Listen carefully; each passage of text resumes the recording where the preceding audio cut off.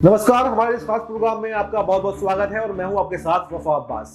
आज हम बात करेंगे दिल्ली की सियासत के बारे में, दिल्ली की गर्माहट के बारे में। जैसे कि आपको पता है कि इस बार दिल्ली का चुनाव वैसा नहीं है जैसा कि हर बार हुआ करता था। इस बार दिल्ली के चुनाव में नई नई पार्टियों की एंट्री भी हो गई है। अजीत पवार की एंट्री भी दिल्ली के चुनाव में हो गई है और जेडीयू यानी कि नीतीश कुमार जो है इंडिया गठबंधन में जाने के बाद में इंडिया गठबंधन से 5 से 10 सीटों पर चुनाव लड़ सकते हैं। पिछली बार भी जेडीयू ने एनडीए के साथ में चुनाव लड़ा था, लेकिन इस बार क्या है कि कांग्रेस के साथ में हाथ मिलाकर के वो 5 से 10 सीटों पर चुनाव लड़ सकते हैं। तो ऐसे में ये भी देखना काफी दिलचस्प होगा कि अरविंद केजरीवाल भी जो है इंडिया गठबंधन का हिस्सा है, तो आखिर वो क्या करते हैं। क्या वो नीतीश कुमार के लिए अपने 5 से 10 उम्मीदवारों को वापस लेंगे या फिर क्या होगा। लेकिन इस सब के बीच में हम बात करते हैं इस वक्त के सबसे हॉट टॉपिक के बीच, यानी अलका लांबा के बारे में।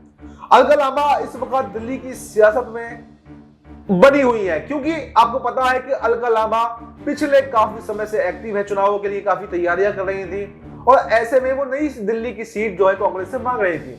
लेकिन कांग्रेस ने नई दिल्ली की सीट शीला दीक्षित के बेटे संदीप दीक्षित को दे दी है, जिससे अलका लांबा नाराज दिखाई दे रही हैं।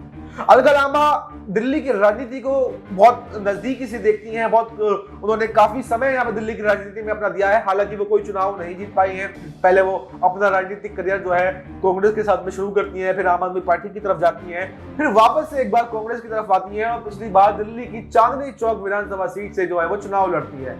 हालांकि वो जीत नहीं पाती है, लेकिन जीत चाहे भले ही नहीं पाती हो, सीखती बहुत कुछ है, क्योंकि पार्टी का वोट बैंक उनके पास में है। उनके पास जो वोटर्स को लुभाने की जो शक्ति है वो उनके पास में है, कैसे अपनी बातों को लोगों तक पहुंचाना है वो उनके पास में है। और ऐसे में कहीं ना कहीं एक बहुत बड़ा ओहदा जो है वो कांग्रेस के अंदर रखती है।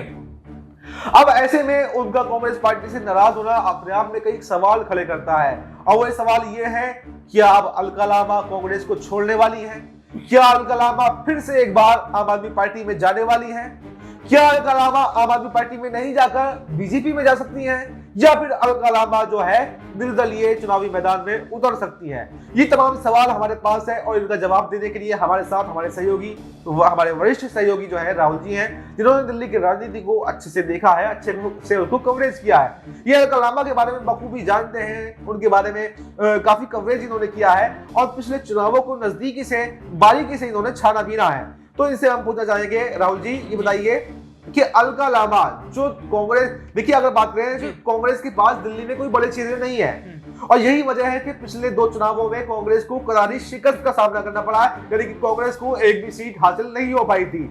और इस बार अलका लांबा जो सबसे ज्यादा वोट शायद कांग्रेस में लेकर के आई थी, वो भी क्या अलका लांबा इस बार कांग्रेस का साथ छोड़ सकती हैं? क्योंकि जो कांग्रेस है उनकी मांगों को कहीं ना कहीं कांग्रेस ने पूरा नहीं किया है। जिस सीट पर वो उतरना चाह रही थी उनको वहां से नहीं उतारा गया है। तो कहीं ना कहीं ये अलका लांबा की गलती है या फिर इसमें कांग्रेस की नेतृत्व की गलती है? देखिए अब्बास भाई, अलका लांबा का अगर हम जिक्र करते हैं तो दिल्ली की राजनीति में एक बड़ा चेहरा है अलका लांबा, और अलका लांबा अब कांग्रेस से नाराज है। नाराज इसलिए है क्योंकि टिकट काट दिया गया है। अलका लांबा सोच रही थी कि कालका जी से उन्हें उतारा जाए, लेकिन कालका जी सीट जो है वो कांग्रेस किसी और के लिए रखना चाहती है। इसकी एक बड़ी वजह यह हो सकती है क्योंकि यहां से दिल्ली की सीएम आतिशी चुनावी मैदान में है और उन्हें जो है उसको उनके अकॉर्डिंग कोई ऐसा टक्कर का मिले। देखिए मैं अगर बात करूं तो कालका जी जो सीट है और इसके अलावा ओखला, ये 2 सीट कांग्रेस अभी फिलहाल सेफ रख रही है, कुछ इस पर बात नहीं कर रही है।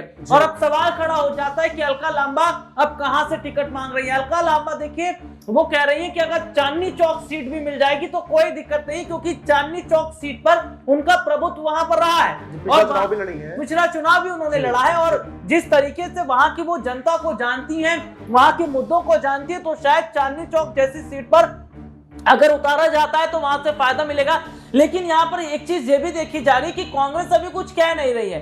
देखिए दिल्ली की अगर बात करें, जो 70 सीटें हैं विधानसभा की, उन 70 में से 47 पर कांग्रेस ने सब कुछ क्लियर कर दिया है और अब कुछ जो बचा हुआ है, अब ऐसे में देखा जा रहा है कि क्या कांग्रेस उस पर अलका लांबा को उतारती है नहीं उतारती। लेकिन एक बड़ा ऑप्शन ये भी है कि क्या अलका लांबा भारतीय जनता पार्टी की तरफ जाएंगी, क्या अलका लांबा बीजेपी की तरफ जाएंगे। और देखिए बीजेपी की तरफ जाकर क्या उन्हें फायदा मिलेगा, वो इसलिए क्योंकि बीजेपी ने अभी कोई बड़ा ऐलान नहीं किया, कोई बड़ा डिसीजन नहीं किया है, उम्मीदवारों को लेकर कोई फैसला नहीं किया है, तो क्या ऐसे समय में अगर बीजेपी की तरफ जाएंगी तो फायदा मिलेगा? लेकिन एक सवाल यह भी है कि अलका लांबा की पकड़ कितनी है।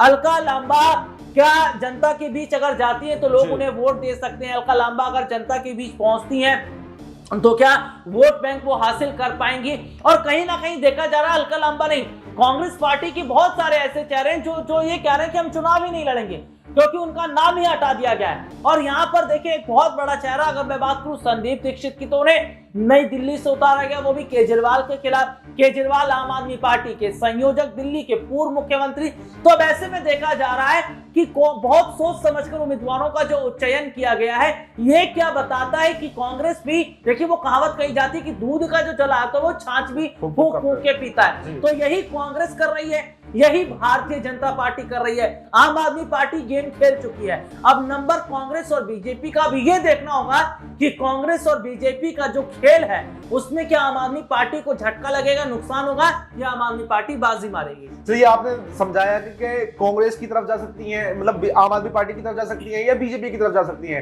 तो मैं आपको बताऊं कि बीजेपी की तरफ जाना अलका लांबा की थोड़ा कम चांसेस है इसके, क्योंकि उनकी विचारधारा जो है बीजेपी से मैच नहीं खाती है। तो ऐसे में ये भी संभावनाएं देखी जा रही हैं कि अलका लांबा जिस सीट से, यानी नई दिल्ली सीट से जो वो टिकट मांग रही थी, क्या वहां से निर्दलीय मैदान में उतर सकती हैं। और ये देखना काफी दिलचस्प होगा, क्योंकि अलका लांबा अपने आप में एक दिल्ली की राजनीति में एक अच्छी पकड़ रखती हैं। और ऐसे में सबसे बड़ा सवाल तो यहाँ पर यह बनता है कि कांग्रेस से उनकी बात आखिर क्यों नहीं बन पा रही है। देखिए, हालांकि कांग्रेस की दूसरी लिस्ट को आए हुए भी काफी टाइम हो चुका है, अभी तक अलका लांबा जो है शांत बैठी हुई है। अलका लांबा ने अभी तक कोई बड़ा ऐलान नहीं किया है और चुनाव नजदीक आ रहे हैं, तो या तो अलका लांबा ये इंतजार कर रही है कि कांग्रेस की जो अगली सूची आने वाली है, या तो मुझे कोई अच्छी सेफ सीट दी जाए, और अगर मुझे कांग्रेस कोई अच्छी सेफ सीट नहीं देती है, मुझे अच्छी जगह से चुनाव नहीं लड़ाती है, तो फिर मैं निर्दलीय चुनावी मैदान में उतर सकती हूं। ये अलका लांबा अपने दिल के अंदर शायद सोच रही है। जो सूत्रों के हवाले से हमें खबर है वो यही है कि अभी तक जो अलका लांबा है कांग्रेस के साथ नहीं बनी रहेंगी,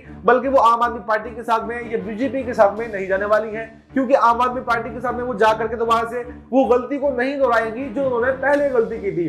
तो अब देखना ये भी काफी दिलचस्प होगा कि क्या अलका लांबा दिल्ली के चुनाव में उतरेंगी भी, या फिर कांग्रेस उनको किसी और बड़ा पद दे सकती है, दिल्ली का प्रदेश अध्यक्ष बना सकती है, या कोई और भी जो है वो दे सकती है। लेकिन अब मैं बस एक छोटा सा सवाल लेना चाहूंगा राहुल जी आपसे कि अलका लांबा से हटकर अगर हम बात करें तो अजीत पवार ने जो 11 उम्मीदवारों का ऐलान किया है दिल्ली चुनाव में, उनका आप कैसे देखते हैं? उनका क्या असर पड़ने वाला है? क्या बीजेपी को इसका नुकसान होगा, या कांग्रेस को इसका नुकसान होगा, या सीधा सीधा आम आदमी पार्टी को? देखिए अब्बास भाई, मैं अगर कहूं या दिल्ली की जनता कहे, ये समझ से बहुत परे है ये कि अजीत पवार का दिल्ली की राजनीति में क्या काम है। 11 उम्मीदवार उतारने का क्या मतलब बन जाता है?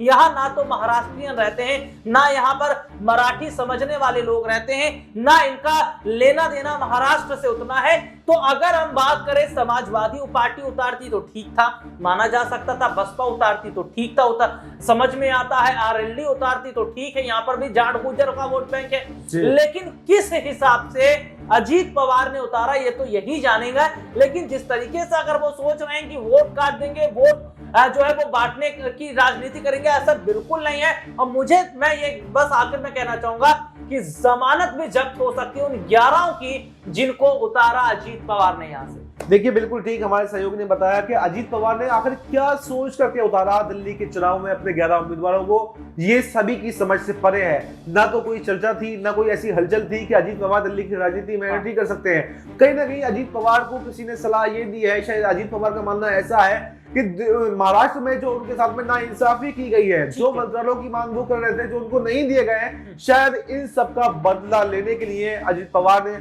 बीजेपी को नुकसान पहुंचाने के लिए दिल्ली में अपने उम्मीदवारों को उतारा है, ऐसे कयास लगाए जा रहे हैं। और देखना काफी दिलचस्प होगा कि आगे क्या अजीत पवार अपने उम्मीदवारों को वापस से लेते हैं, या फिर अभी 11 को उतारा है और भी ज्यादा उम्मीदवारों को दिल्ली के मैदान में उतार सकते हैं। फिलहाल इस खबर में इतना ही, इस प्रोग्राम में इतना ही। देश और दुनिया की तमाम बड़ी खबरों के लिए आप बने रहिए हमारे साथ और देखते रहिए नेक्स्ट 9 न्यूज़।